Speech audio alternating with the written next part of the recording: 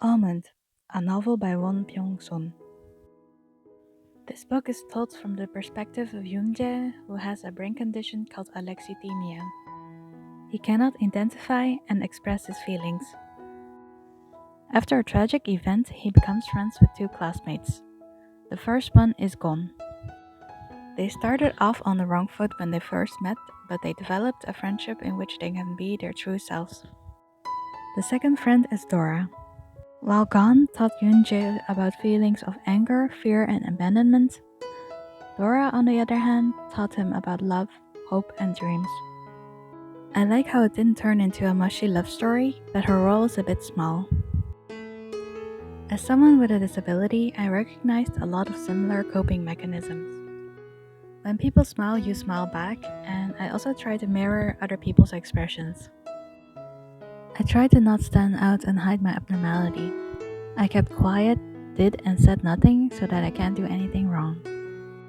I also memorized automatic answers such as thank you, sorry, but that also goes wrong sometimes. I would say good morning, that's evening, or copy, have a good meal, to the fast food chain employee. I also found comfort in books. It took me to faraway places and let me meet people who I'd never meet in real life. Although Yoon-jae and Gon are called monsters, I thought the normal people were no different. Just look at what the bullies who targeted the two boys did, the onlookers who did nothing, and even Dr. Shim, who could still laugh while something sad was showing on TV. If I were in a situation of my grandmother blocking the door with her body, I would be too shocked to do anything either. I also wouldn't want her sacrifice to save me to be in vain.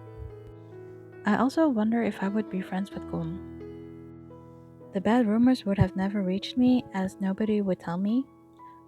I did try to never trust anybody after many hardships.